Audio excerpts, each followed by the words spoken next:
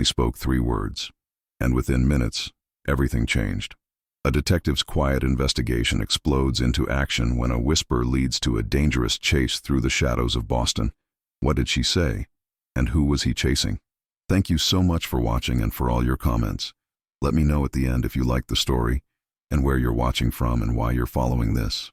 The rain fell in steady sheets across Boston's cobblestone streets that November evening in 1902, turning the gas lamps into blurred halos of golden light. Detective Thomas Aldridge stood beneath the awning of the old corner bookstore, watching the downpour with the practiced patience of a man who had learned to wait. At 32 years of age, he cut an impressive figure even in the dreary weather, tall and broad-shouldered, with dark hair that fell just above his collar and eyes the color of storm clouds. His wool overcoat, though well worn, bore the unmistakable care of someone who took pride in his appearance, and the silver watch chain visible at his vest spoke of a man who valued punctuality above nearly all else. He had been called to investigate a peculiar matter at the Westfield estate, a sprawling mansion on Beacon Hill that had belonged to the late industrialist Charles Westfield. The telegram that morning had been brief but intriguing. Urgent matter regarding missing documents. Discretion required. Come at 7 o'clock this evening. It was signed simply C.W., initials that could belong to any number of people connected to the Westfield family. Thomas pulled his pocket watch from his vest, noting it was precisely 7 o'clock. He stepped out into the rain, raising his umbrella as he made his way up the hill. The Westfield mansion loomed before him like something from a Gothic novel, its Victorian architecture all turrets and bay windows, dark brick turned nearly black by the rainfall. Warm light glowed from several windows on the ground floor, suggesting life within despite the gloomy exterior. A butler answered his knock, an elderly man with impeccable posture and an expression that revealed nothing. "Detective Aldridge, I presume?" "I am. I received a telegram this morning. Miss Westfield is expecting you in the library. This way, please." Thomas followed the butler through a magnificent entrance hall adorned with oil paintings and marble statuary. His trained eye catalogued everything automatically: the Persian rugs that muffled their footsteps, the fresh flowers in crystal vases despite the season, the faint scent of pipe tobacco lingering in the air. This was a house of considerable wealth, maintained with exacting standards even after the master's passing 6 months prior. The library was a cathedral to literature, with floor-to-ceiling bookshelves on 3 walls and a massive fireplace dominating the 4th. A fire crackled welcomingly, casting dancing shadows across the room. Seated in a leather chair near the hearth was a young woman who rose gracefully as he entered. Thomas found himself momentarily arrested by her appearance. She was perhaps 26 or 27, with auburn hair swept up in an elegant Gibson girl style, though a few rebellious curls had escaped to frame her face. Her dress was a deep emerald green that complemented her porcelain complexion, and her eyes, a remarkable shade of hazel that seemed to shift between green and gold in the firelight, regarded him with a mixture of hope and uncertainty. There was an intelligence in her gaze that intrigued him immediately, along with something else he couldn't quite name. Worry, perhaps, or fear carefully controlled. "Detective Aldridge," she said, extending her hand. Her voice was cultured but warm, with the refined accent of Boston's upper class. "I am Catherine Westfield. Thank you for coming on such short notice, and in this dreadful weather. Miss Westfield." He took her hand briefly, noting the firmness of her grip, not the limp-wristed greeting he often received from society women. "Your telegram suggested a matter of some urgency. Please sit." She gestured to the chair opposite hers, and they both settled before the fire. Catherine folded her hands in her lap, and Thomas noticed they trembled slightly before she stilled them with obvious effort. "I hardly know where to begin. This is all rather irregular. In my experience, Miss Westfield, it's often best to begin at the beginning." She smiled faintly at that, some of the tension leaving her shoulders. "Practical advice. Very well. You may know that my father, Charles Westfield, passed away this spring. He was a railroad magnate, quite successful in his ventures. His death was unexpected, a sudden illness that took him within a week. I remember reading of it in the papers. Please accept my condolences." "Thank you. Father was a complicated man, Detective. Brilliant in business, but difficult in personal matters. Nevertheless, he was my father, and I loved him." She paused, gazing into the fire as if gathering her thoughts. "In the month since his passing, I have been going through his papers, An enormous task, as you might imagine.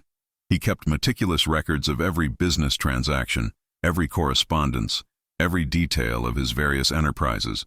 Thomas leaned forward slightly, his interest piqued. "And you've discovered something troubling in these papers?" Catherine's eyes met his, and he saw genuine distress there. 3 weeks ago, I found a hidden compartment in his desk.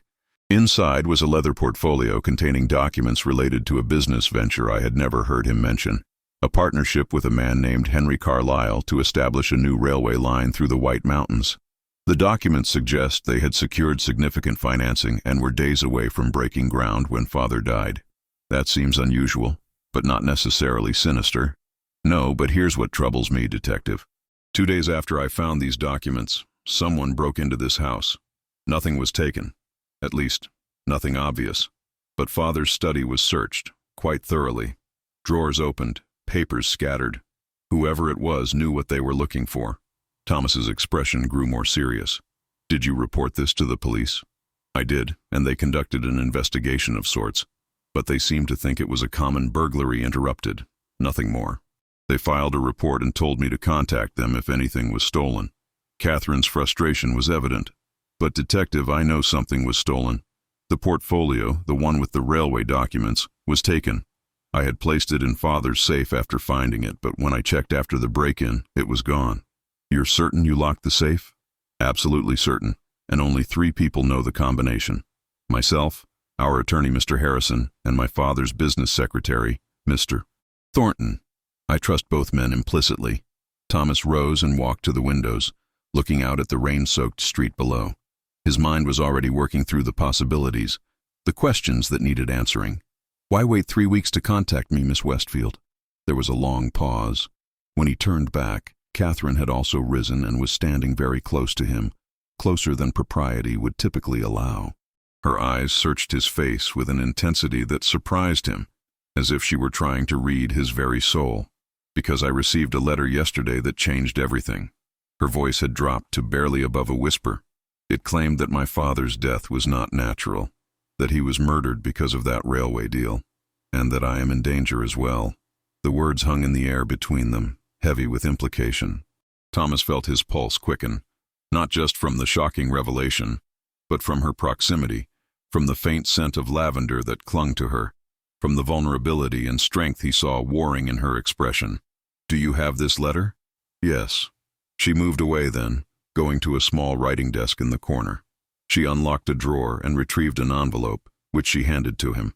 "I haven't shown this to anyone else. I don't know who I can trust anymore, Detective. But I've heard things about you, that you're thorough, discreet, and most importantly, that you cannot be bought or intimidated." Thomas removed the letter from the envelope. The paper was expensive, the handwriting elegant, but somehow menacing.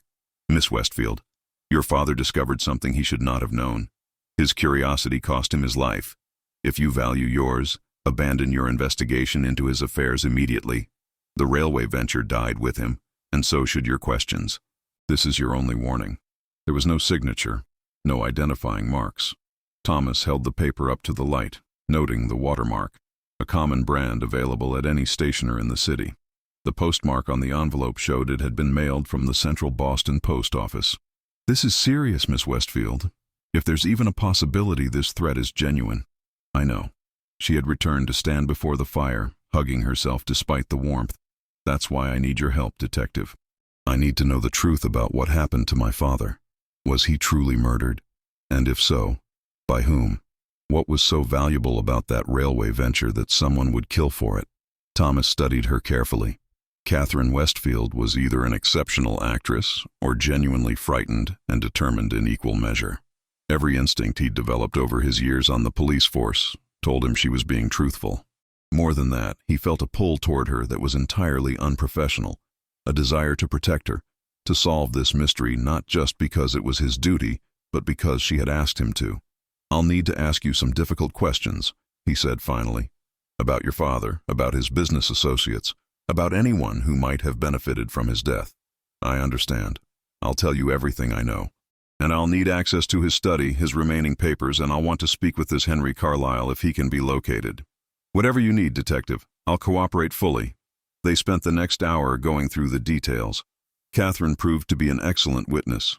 Her memory for dates and details was remarkable, and she answered his questions with a directness he found refreshing. She explained that her father had been a widower for 10 years, that she was his only child, and that she had served as his hostess for social functions and occasionally advised him on business matters, particularly those involving charitable endeavors. "He trusted your judgment then," Thomas observed. "In some things, yes. He believed women had a keen eye for character, if not for commerce." A slight smile touched her lips. "Though I confess I learned quite a bit about commerce simply by paying attention. And this Henry Carlyle, had you ever met him?" "Never. Father never mentioned him in my presence. I've been trying to locate information about him, but he seems to have vanished. His business office on State Street has been closed for 2 months, and no one seems to know where he went." Thomas made a note in the small leather journal he always carried. "That's suspicious in itself." "My thoughts exactly." A clock somewhere in the house chimed 8:30, and Thomas realized with some surprise how quickly the time had passed. He stood, tucking his journal back into his coat pocket. "I should go, but I'll begin investigating immediately. In the meantime, Miss Westfield, I want you to be cautious. Don't go out alone after dark, and if anything unusual happens, anything at all, you must contact me at once." She walked him to the library door, and Thomas was acutely aware of her presence beside him, the rustle of her skirts, the way the firelight caught in her hair. "Detective Aldridge," she said softly as they reached the entrance hall. The butler had materialized to retrieve his coat and umbrella. "There's something else. Something I didn't mention earlier because I wasn't sure if it was relevant." Thomas turned to her, waiting.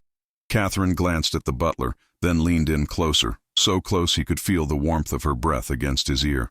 When she spoke, her voice was barely audible, just 3 words that sent his world tilting. "Father wrote diaries." She pulled back slightly, and their eyes met. In that moment, Thomas saw fear, yes, but also trust.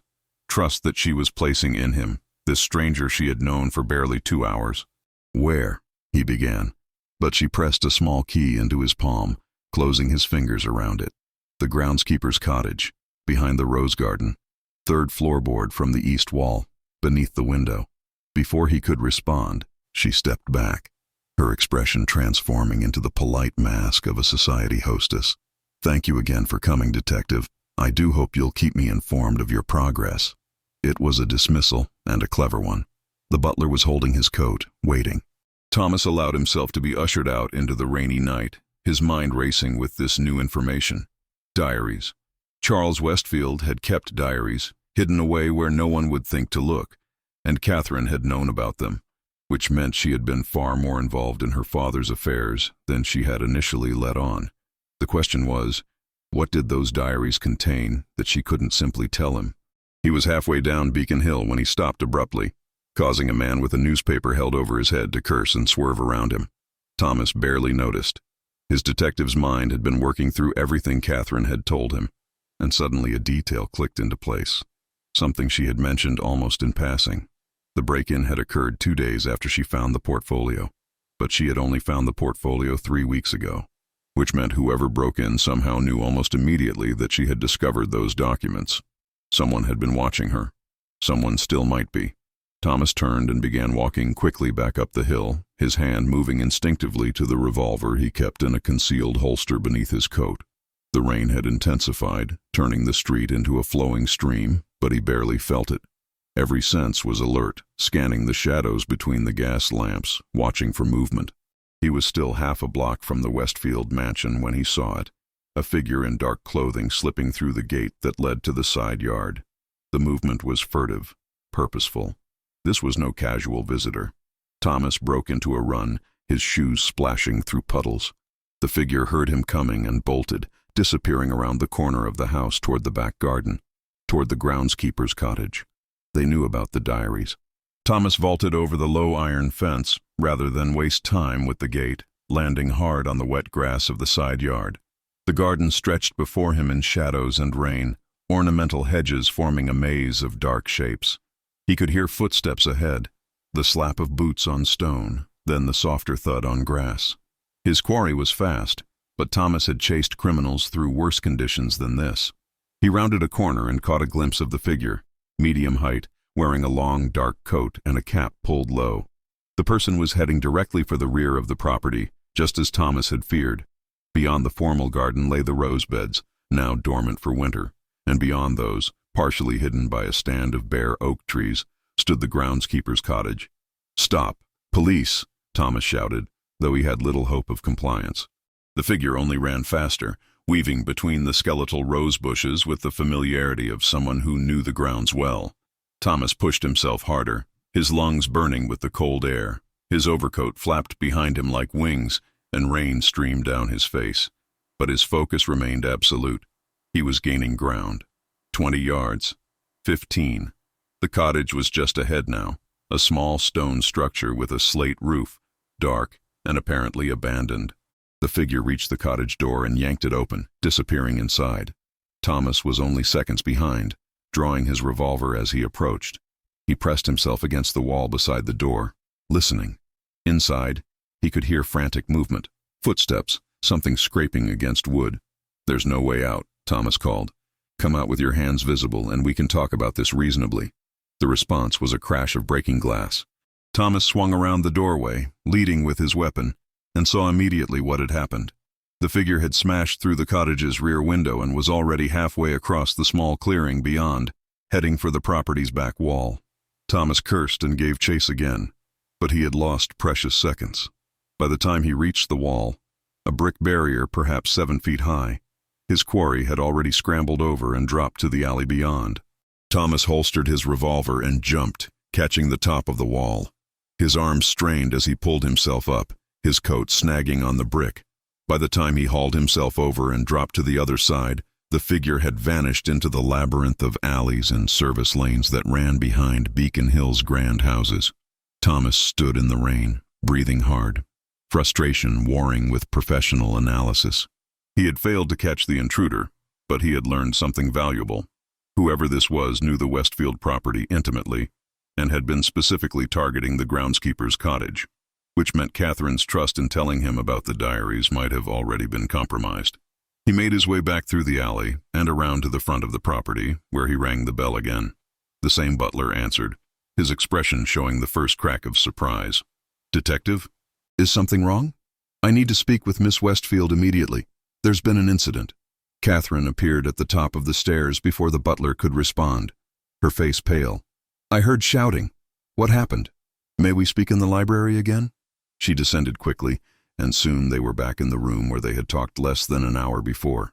Thomas wasted no time. "Someone was attempting to break into the groundskeeper's cottage. I chased them, but they escaped over the back wall." He watched her carefully.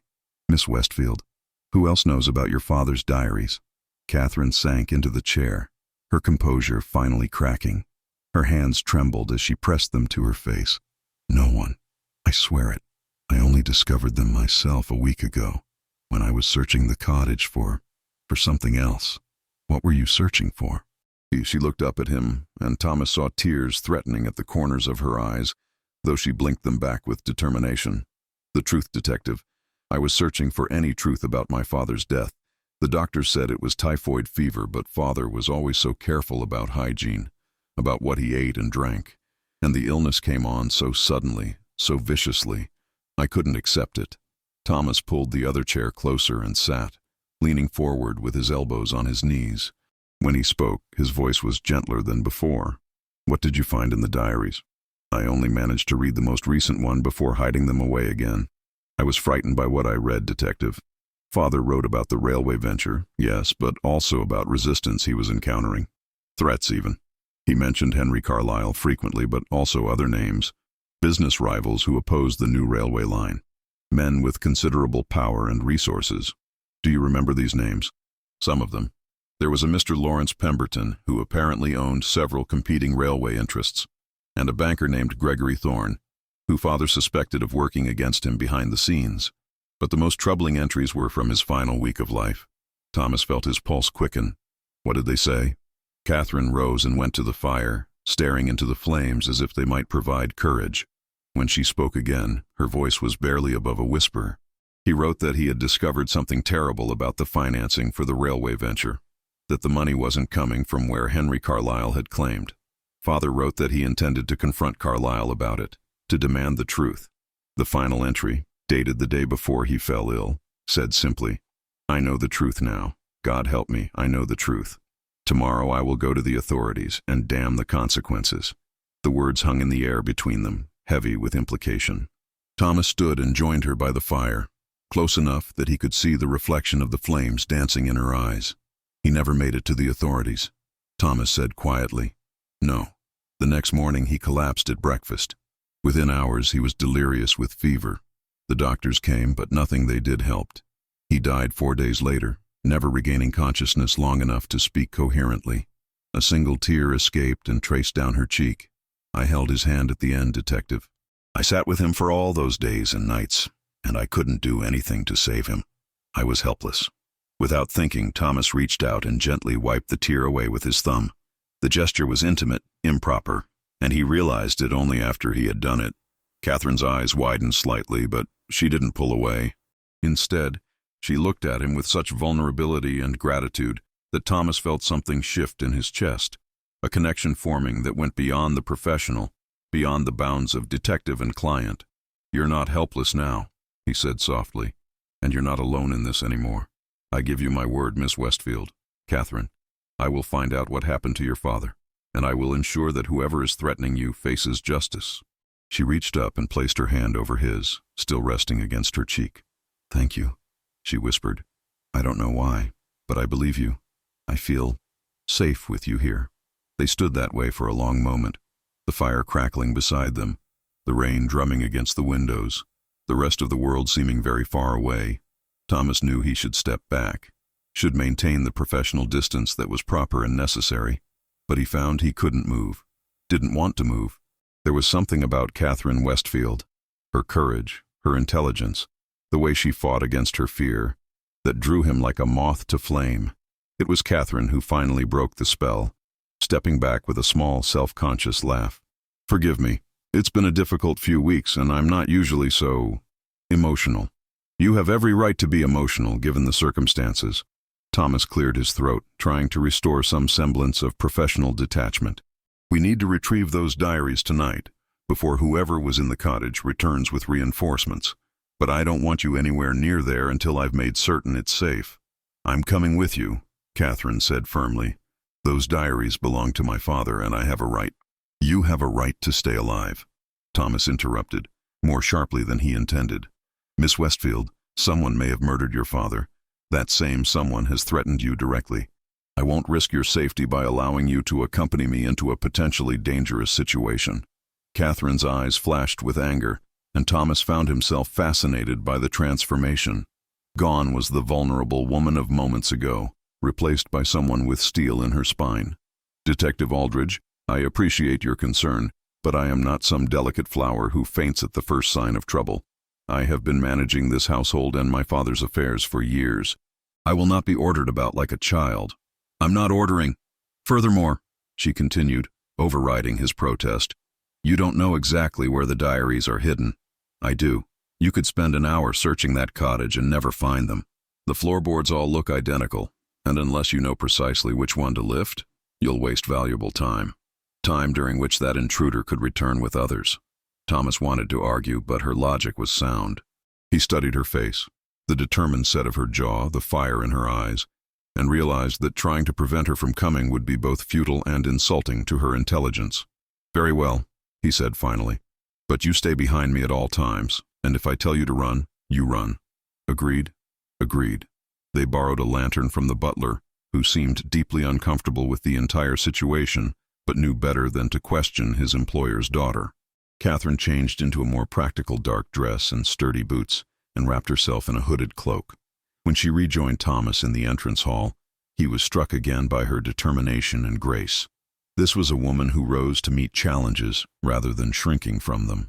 They made their way through the garden, the rain having diminished to a light drizzle.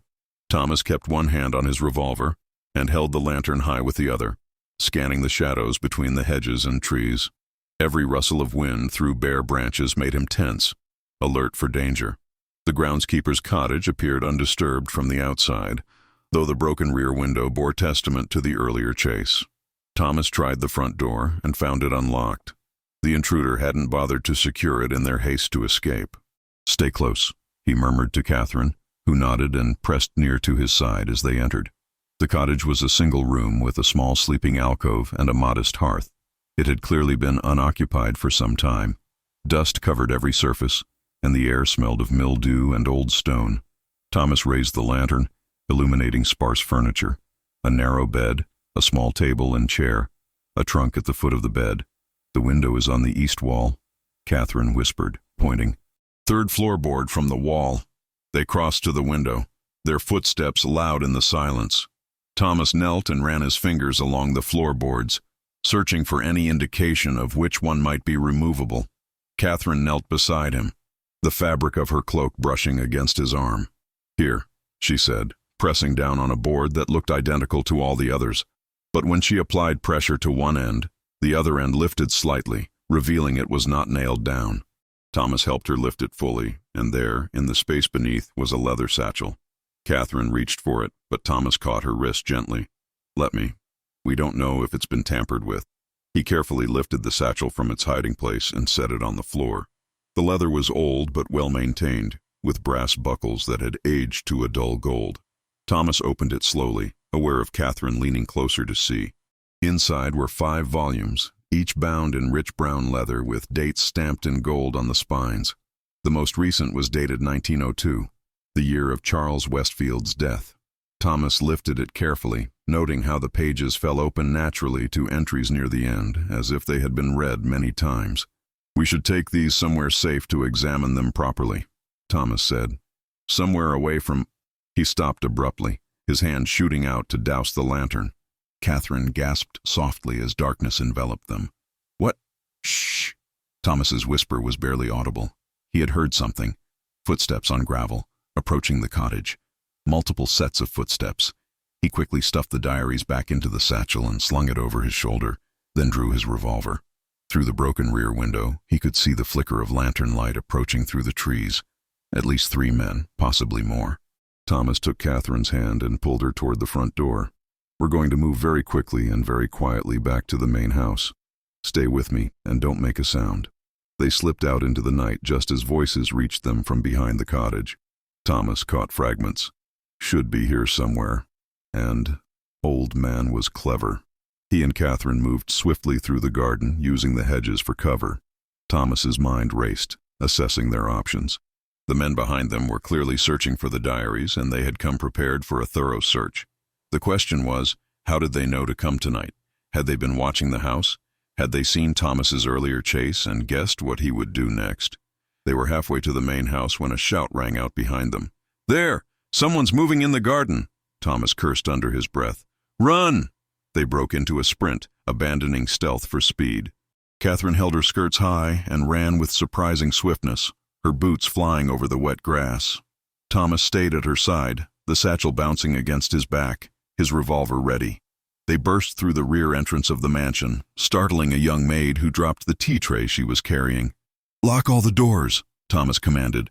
"Now, and send someone for the police." The butler appeared, his composure finally shattered by the chaos. "What is the meaning? Do it!" Catherine ordered, and the authority in her voice left no room for argument. Thomas led Catherine up the stairs to the second floor, putting distance between them and any pursuers. In a guest room overlooking the front of the house, he finally allowed them to stop and catch their breath. Catherine leaned against the wall, her chest heaving, her face flushed from exertion and fear. But when she looked at Thomas, there was also excitement in her eyes, the thrill of having escaped danger, of having secured the evidence they needed. "That was—" she began, then laughed breathlessly. "That was terrifying and exhilarating all at once." Thomas couldn't help but smile, despite the danger. "You did well. You kept your head and moved quickly. Many people would have frozen. I had an excellent guide."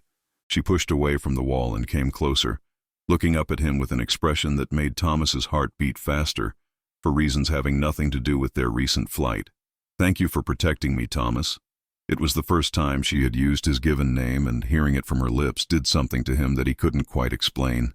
Standing there in the dim room, both of them breathing hard, rain-soaked and disheveled, Thomas felt the last of his professional reserve crumbling. "Catherine," he said softly, and then he did something he had never done in his entire career as a detective.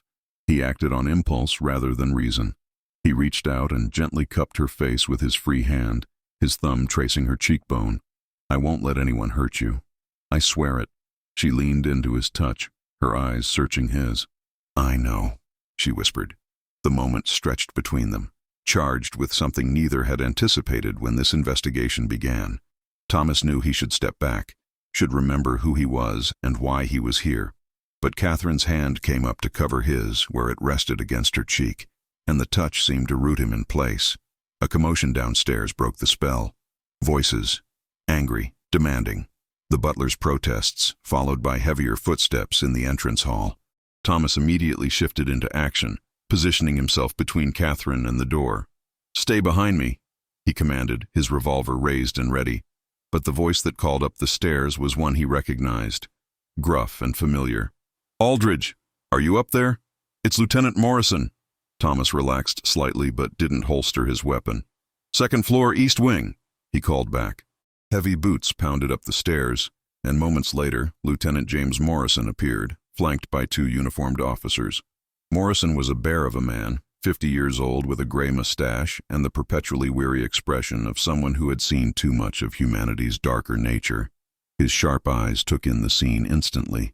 Thomas, with his revolver drawn, Catherine pressed against the wall behind him, both of them wet and disheveled.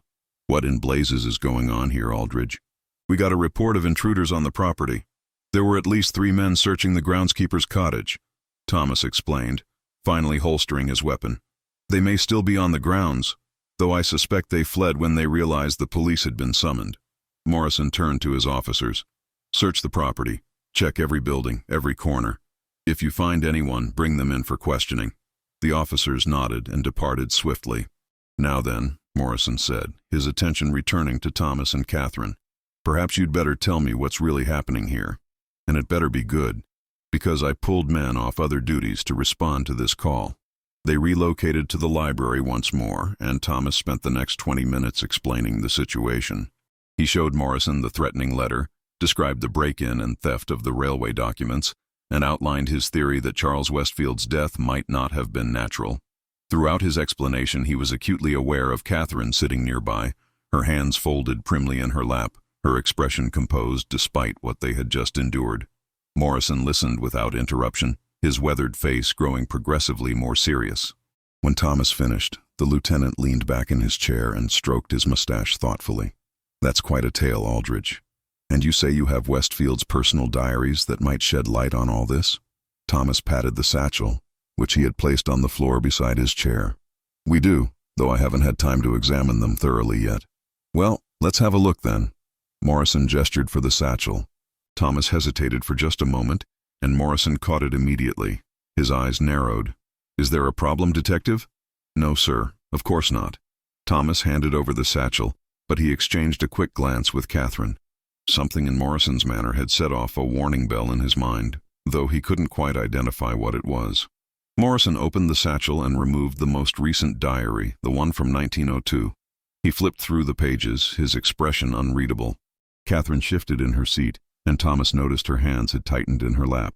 "Interesting reading," Morrison said after a few minutes. "Your father was quite detailed in his observations, Miss Westfield. He names quite a few prominent businessmen here, makes some serious allegations." He looked up, and Thomas could have sworn he saw calculation in those eyes.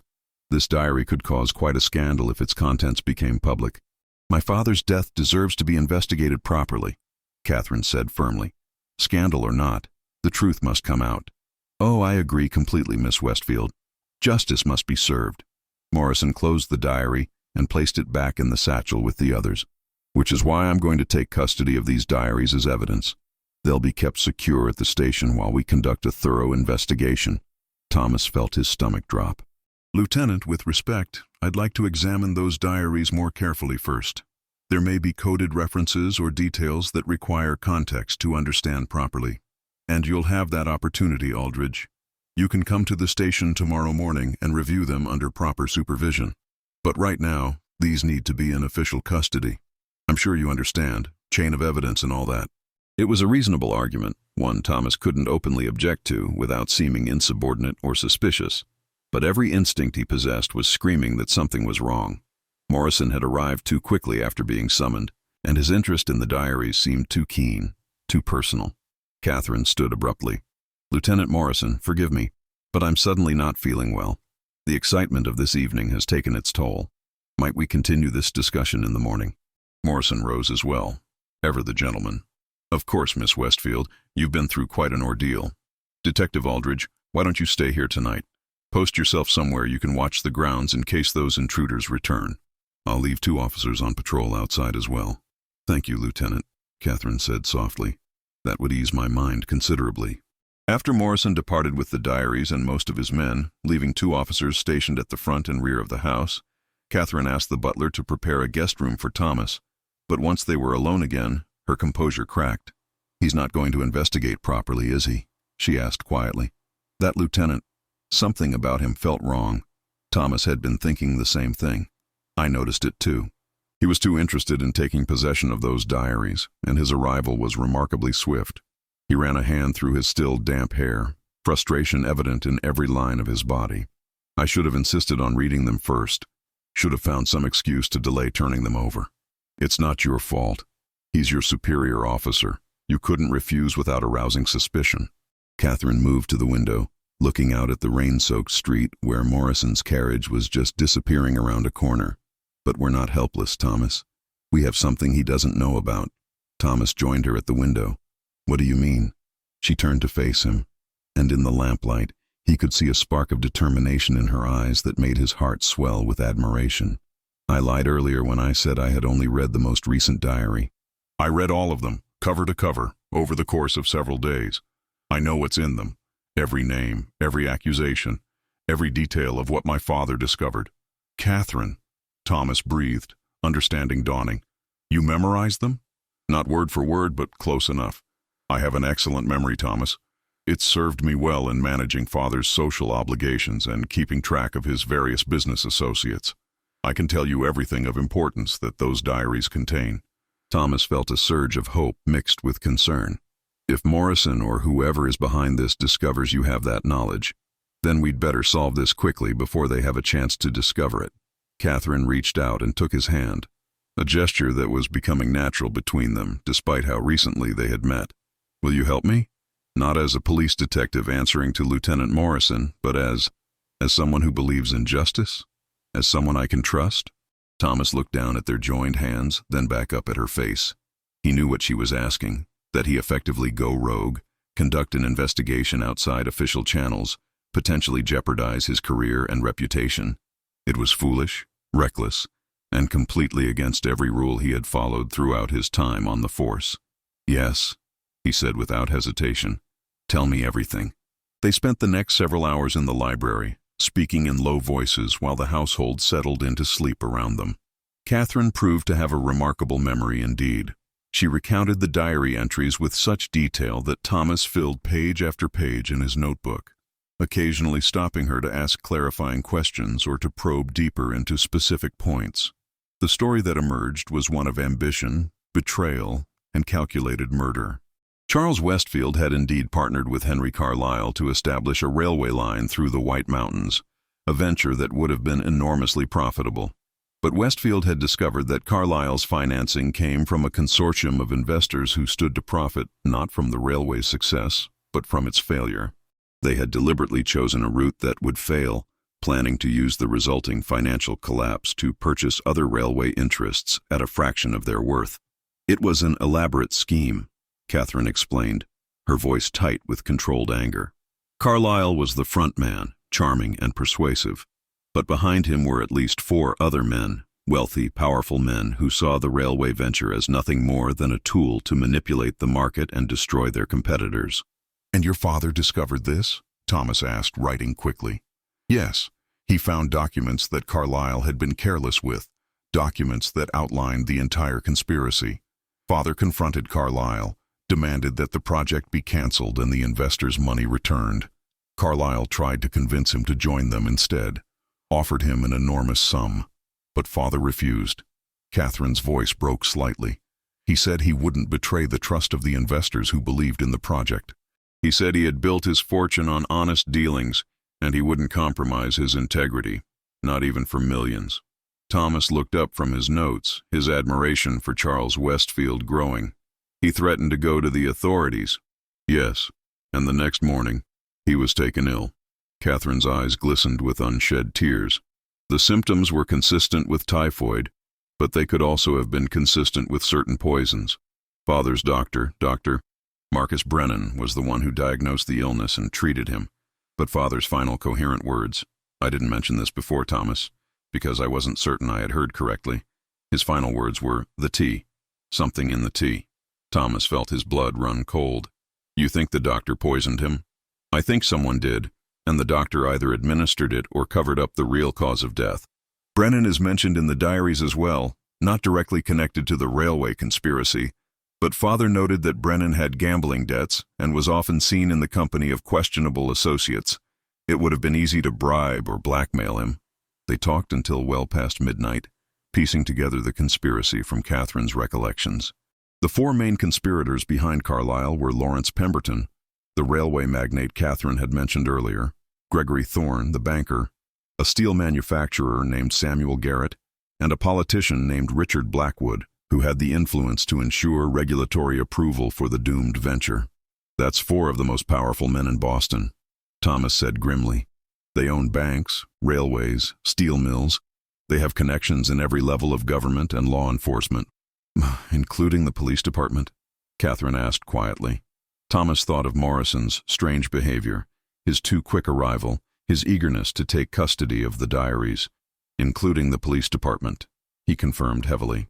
Which means we can't trust the official investigation. Morrison will either bury the evidence or manipulate it to protect the conspirators. They sat in silence for a moment, the weight of what they faced settling over them.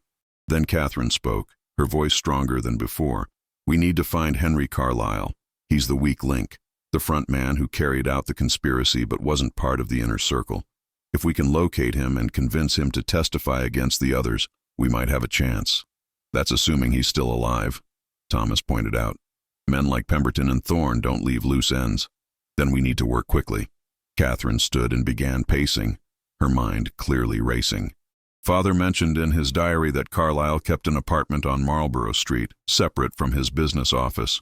It was where he entertained, discreetly, and where he kept his personal papers. Father only knew about it because Carlyle had once invited him there for a private meeting. Thomas rose as well, energized by this new lead. Do you know the address? Number 47, Marlborough Street, 3rd floor. Catherine stopped pacing and turned to face him. We should go there tomorrow. Search for any evidence Carlyle might have left behind. We? Thomas raised an eyebrow. Catherine, I can't ask you to. You're not asking. I'm volunteering. Her chin lifted with that stubborn determination he was coming to recognize and, if he was honest with himself, deeply admire. This is my father's legacy we're fighting for. His reputation, his honor. I won't sit safely at home while you risk everything to clear his name. Thomas wanted to argue, wanted to insist that she stay where it was safe, but he knew it would be futile. More than that, he realized he didn't want to argue.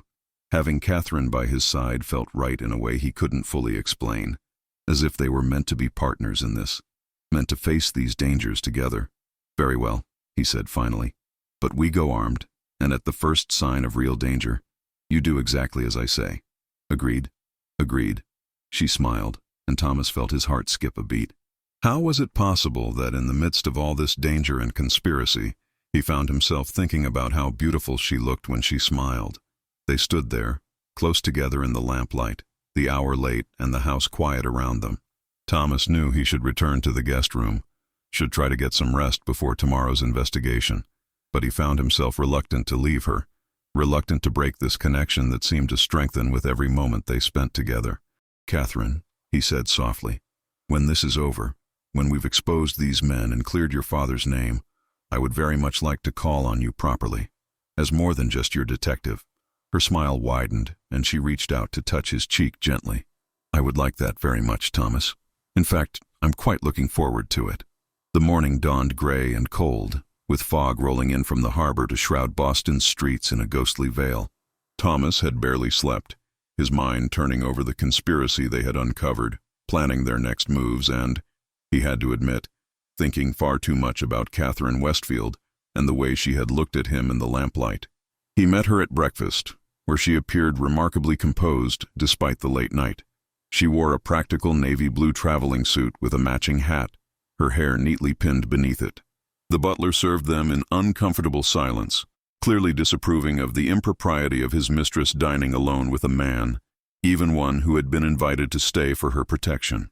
"I've arranged for my carriage," Catherine said quietly, stirring sugar into her tea.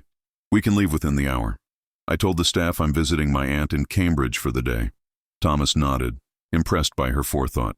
"And if Morrison comes looking for me, the butler will inform him you left early to pursue other leads in the investigation," which is technically true. A small smile played at her lips. They departed shortly after, Catherine's driver navigating the fog-shrouded streets with practiced ease. Thomas sat beside her in the enclosed carriage, very aware of her proximity, of the faint scent of lavender that seemed to cling to her. He checked his revolver discreetly, ensuring it was loaded and ready. Marlborough Street was one of Boston's more respectable addresses, lined with elegant brownstone buildings that housed the city's prosperous professionals and merchants. Number 47 was indistinguishable from its neighbors, 4 stories of red brick with bay windows and ornate ironwork. "We should approach carefully," Thomas said as the carriage rolled to a stop a block away. "If someone is watching Carlyle's apartment, then we'll need a plausible reason for being here." Catherine's eyes sparkled with mischief. "I am a wealthy young woman looking to lease an apartment in the city, away from my family home. You are my attorney, advising me on the transaction. That should get us past any doorman or suspicious neighbors." Thomas couldn't help but grin. "You're remarkably good at this. I read a great many detective novels, Detective Aldrich. I'm merely putting my education to practical use." They exited the carriage and walked the remaining block, arm in arm like a proper gentleman and lady conducting legitimate business. The building's entrance was unlocked, leading to a narrow stairwell with worn carpet.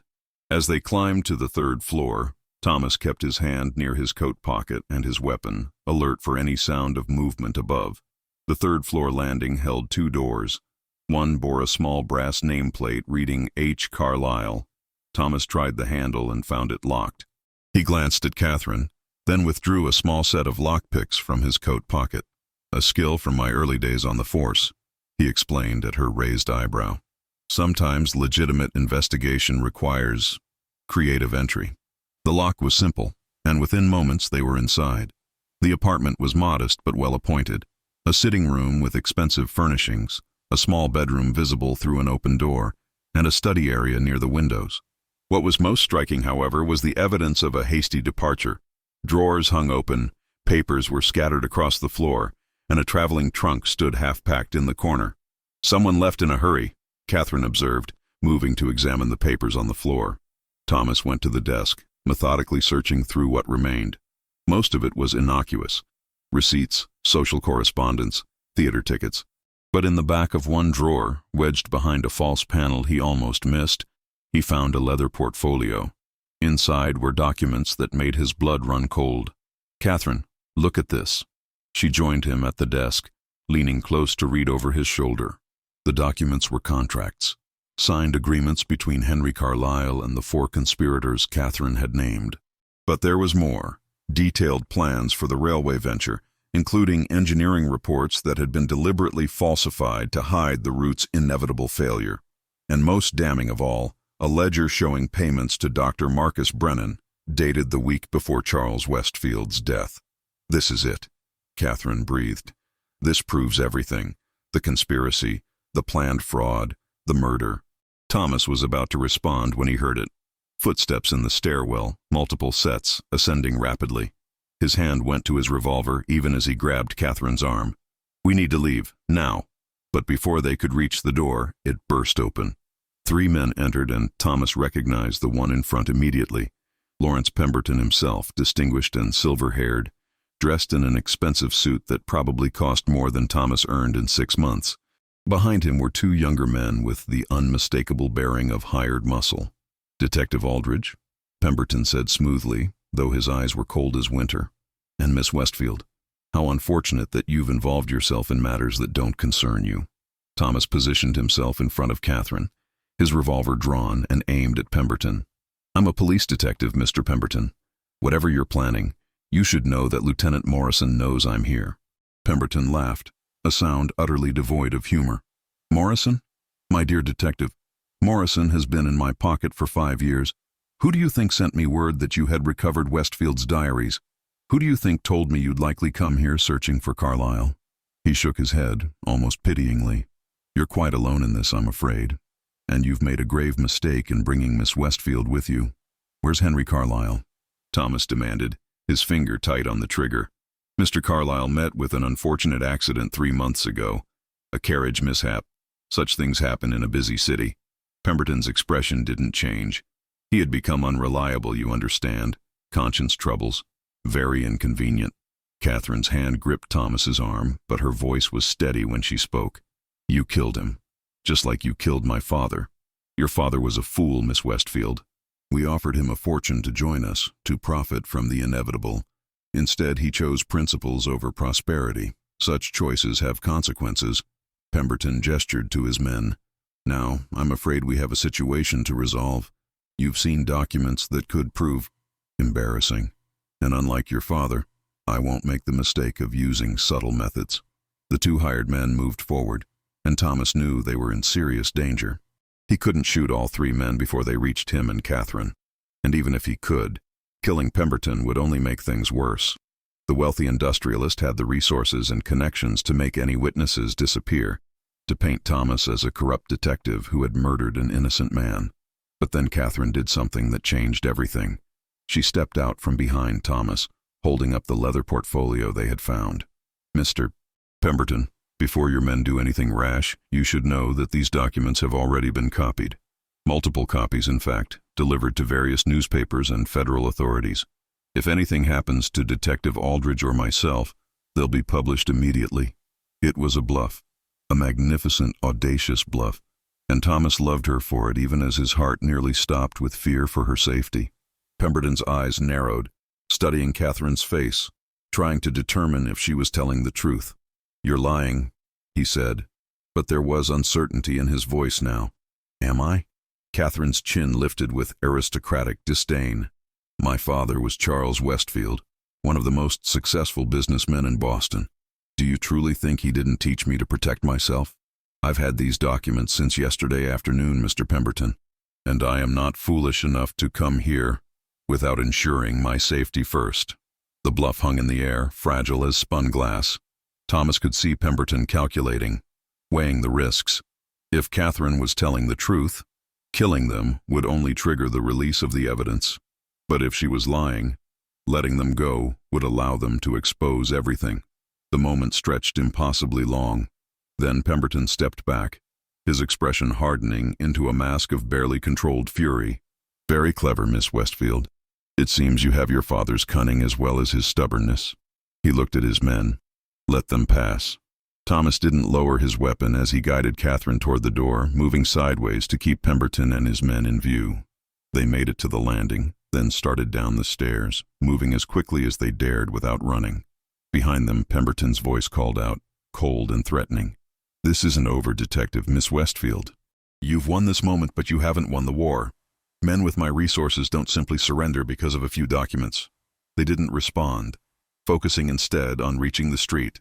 Once outside, they walked quickly to where Catherine's carriage waited, both of them trembling with adrenaline. Only when they were safely inside and the carriage was moving, did Thomas allow himself to breathe.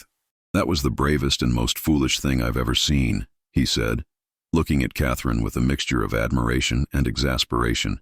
You had no backup plan, no actual copies of those documents. I know. Catherine's hands were shaking now that the immediate danger had passed, but she was smiling. But it worked, didn't it? And now we have what we need to expose them. Thomas looked down at the portfolio he still clutched, then back at Catherine. She was right. They had the evidence. But they also had a problem. Pemberton had resources, connections, and now he knew they were coming for him. Morrison couldn't be trusted, and any investigation through official channels would be compromised. We need allies, Thomas said, thinking aloud. People with power and integrity who can't be bought or intimidated. I know someone, Catherine said slowly. Federal District Attorney James Harrison. No relation to our family attorney. He's known for his anti-corruption campaigns, and he's made enemies of some very powerful people by refusing to be influenced. My father respected him greatly. Can you arrange a meeting? I can try, but Thomas... She hesitated, then took his hand.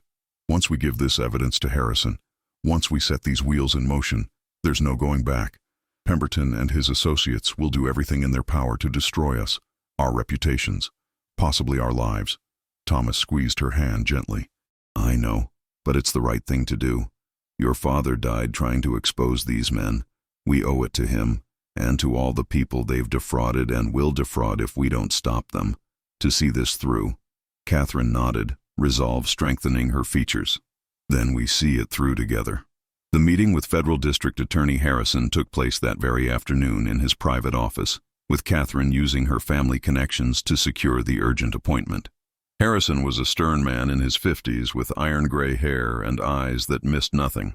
He listened in silence as Thomas and Catherine laid out their case, reviewing the documents from Carlisle's apartment with meticulous attention.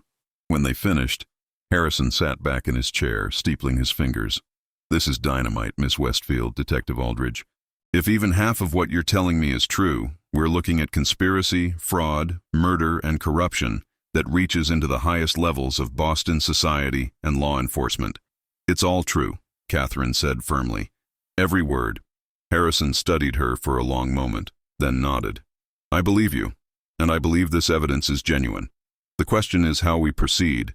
Pemberton and his associates have vast resources and influence. If we move against them prematurely, without an airtight case, they'll slip through our fingers and destroy anyone who stands against them. What do you suggest? Thomas asked. We build our case methodically. We find Henry Carlisle's body, or evidence of his murder. We investigate Dr. Brennan and secure his testimony by immunity if necessary. We trace the money flows and document every transaction. And we do it all in absolute secrecy until we're ready to move. Harrison leaned forward, his expression intense. This will take weeks, possibly months. And during that time, both of you will be in danger.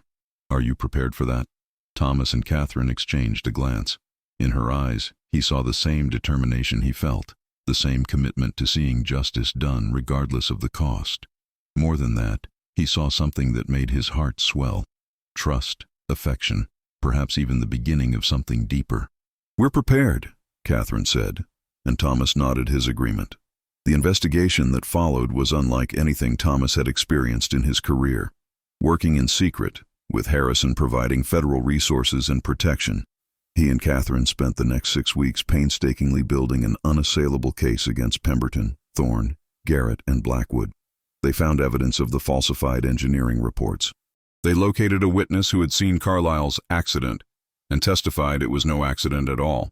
And most crucially, they convinced Dr. Brennan, faced with evidence of his complicity and the promise of immunity, to confess to administering the poison that had killed Charles Westfield. Throughout it all, Thomas and Catherine worked side by side, their partnership deepening into something neither had anticipated but both had come to cherish. They spent long hours in Harrison's office, reviewing documents and planning strategy. They shared quiet dinners when the work grew too intense, talking about everything from their childhoods to their dreams for the future. And slowly, carefully, they allowed themselves to acknowledge what was growing between them, a connection that went far beyond professional collaboration or mutual respect. It was during one such evening, 3 days before the arrests were scheduled, that Thomas finally voiced what he had been feeling for weeks. They were in Catherine's library again, the room where this had all begun, reviewing the final details of the case. The fire crackled in the hearth, and rain drummed against the windows, so similar to that first night, yet everything had changed. Catherine, Thomas said, setting down the document he had been reading. When this is over, when Pemberton and the others are in custody and the trial begins, I want you to know that I intend to court you properly, with flowers and afternoon walks and all the traditional formalities your position demands. Catherine looked up from her own papers, a smile playing at her lips. That sounds lovely, Thomas, though I hope you know that I don't particularly care about traditional formalities or what my position demands. What do you care about? He asked, moving to sit beside her on the sofa. She set her papers aside and turned to face him fully. I care about honesty, about courage, about someone who sees me as a partner, not just a pretty ornament to be protected and sheltered. I care about a man who risks his career and his life because it's the right thing to do, who doesn't hesitate to stand against corruption even when the odds are impossible. She reached out and took his hand. I care about you, Thomas Aldridge. And I have for quite some time now. Thomas felt his heart hammering in his chest. I care about you too, Catherine. More than I've cared about anyone in my life. You're brilliant and brave and beautiful. And every day we've worked together, I've fallen a little more in... He stopped, suddenly uncertain. It was too soon, too fast to say what he was thinking. But Catherine smiled, understanding in her eyes. In love? She finished softly. Because that's what I've been feeling, Thomas. I've been falling in love with you since that first night, when you promised to protect me, and I just knew, that you meant it with every fiber of your being. Catherine. Her name was a prayer, a promise. Thomas cupped her face with both hands, his thumbs gently stroking her cheeks. I love you, and when this case is closed, and we're no longer in danger, when I can offer you a future without threats hanging over us, I want to marry you, if you'll have me. Tears sparkled in Catherine's eyes, but she was smiling as she leaned forward, closing the distance between them. Yes, she whispered against his lips. Yes, Thomas. 1,000 times yes. Their kiss was gentle at first, tentative, both of them aware of the momentous step they were taking. But it deepened quickly, years of loneliness and longing pouring into that single perfect moment. When they finally pulled apart, both breathless, Thomas rested his forehead against hers. We should probably wait until after the trial to make any announcements, he said reluctantly, for your safety and reputation. Probably, Catherine agreed, though she made no move to put distance between them. But Thomas, I don't want to wait to be with you. Not really with you. These past weeks working alongside you have been the happiest of my life.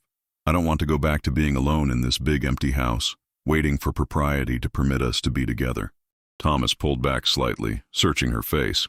What are you suggesting? I'm suggesting that we're both adults who have chosen each other freely. I'm suggesting that waiting for some arbitrary social convention to give us permission to love each other seems rather silly when we've already risked our lives together. She smiled mischievously. I'm suggesting, Detective Aldridge, that you might want to stay here tonight, and tomorrow night, and every night until we can make it official. Thomas knew he should object, should insist on propriety and protecting her reputation. But looking at Catherine, brave, brilliant Catherine who had stood up to murderers and conspirators without flinching, he found he couldn't. She was right. They had already chosen each other, already committed to a future together. The rest was just formality. Your staff will talk, he warned, even as he drew her close again. Let them. Catherine laughed, a sound of pure joy. I'm tired of living according to what others think I should do. I want to live according to what my heart tells me. And my heart tells me, you belong here, with me. The arrests came 3 days later, executed with military precision by federal marshals under Harrison's command. Lawrence Pemberton was taken into custody at his office, Gregory Thorne at his bank, Samuel Garrett at his steel mill, and Richard Blackwood at the State House. Lieutenant Morrison was also arrested, along with Dr. Brennan and 3 other corrupt officials. The trial that followed was the sensation of Boston society. For 2 months, the newspapers were filled with daily accounts of testimony and evidence. The documents from Carlisle's apartment proved crucial, as did Dr. Brennan's confession and the testimony of numerous witnesses Harrison had carefully cultivated. One by one, the conspiracy was laid bare for all to see. The fraudulent railway scheme, the murder of Charles Westfield, the corruption of police and city officials. Through it all, Catherine sat in the courtroom gallery, Thomas beside her whenever his duties permitted. She testified beautifully when called, her recollection of her father's diary entries proving invaluable in establishing the timeline of events. And when the verdicts came, guilty on all counts for all defendants, she wept tears of relief and vindication. Charles Westfield's name was cleared, his reputation restored. The newspapers that had once questioned his business practices now hailed him as a hero who had died trying to expose corruption. Catherine ensured that a portion of her inherited fortune was used to compensate the investors who had lost money in the railway scheme, an act of restitution that cemented her own reputation as a woman of principle and honor. 3 months after the trial concluded, on a beautiful spring morning in 1903, Thomas Aldridge and Catherine Westfield were married in a small ceremony at Trinity Church. Federal District Attorney Harrison served as best man, and the guest list included several reporters who had covered the trial, a number of Thomas's fellow detectives who had remained loyal despite Morrison's corruption, and Catherine's small circle of true friends who had supported her throughout the ordeal. As they stood at the altar, exchanging vows before God and witnesses, Thomas looked into Catherine's eyes and saw his entire future reflected there. She was no longer the frightened woman who had summoned him on that rainy November night, nor was he simply the detective who had answered her call. They had become partners in every sense of the word, in justice, in courage, and in love. "I do," Catherine said, her voice clear and strong, and Thomas's heart soared. "I do," he echoed, meaning it with every fiber of his being. When the minister pronounced them husband and wife, when Thomas kissed his bride before their assembled guests, he thought about how differently this might have ended if Catherine hadn't been brave enough to trust him with the truth, if he hadn't been willing to risk everything for justice, if they hadn't found each other in the midst of darkness and danger. But they had found each other, and standing there with Catherine in his arms, her smile radiant with joy, Thomas knew that whatever challenges life might bring, they would face them together, partners, lovers, husband, and wife. The evening reception was held at the Westfield mansion, the same house where their story had begun. As they danced their first dance as a married couple in the very library where Catherine had first leaned in and spoken those 3 words that changed everything, "Father wrote diaries," Thomas pulled her close and whispered in her ear, "I love you, Mrs. Aldridge." Catherine smiled against his cheek, her arms tightening around him. "And I love you, Mr. Aldridge. Thank you for believing me. Thank you for fighting for my father's memory. Thank you for being exactly who I needed, exactly when I needed you. Thank you for being brave enough to trust me with the truth," Thomas replied. "Thank you for standing beside me when things got dangerous. Thank you for loving me." They swayed together as the music played, surrounded by friends and well-wishers, but aware only of each other. Outside the windows, Boston stretched out beneath a star-filled sky, the city where they had met, where they had fought for justice, where they had fallen in love. And inside the library, warmed by the fire and by love, Thomas and Catherine began the first chapter of their life together, a life built on truth, courage, and the unshakable bond they had forged in the pursuit of justice. Whatever the future held, they would face it as they had faced the conspiracy that brought them together, side by side, hand in hand, partners in all things. It was, Thomas reflected as he kissed his wife again to the applause of their guests, the perfect ending and the perfect beginning.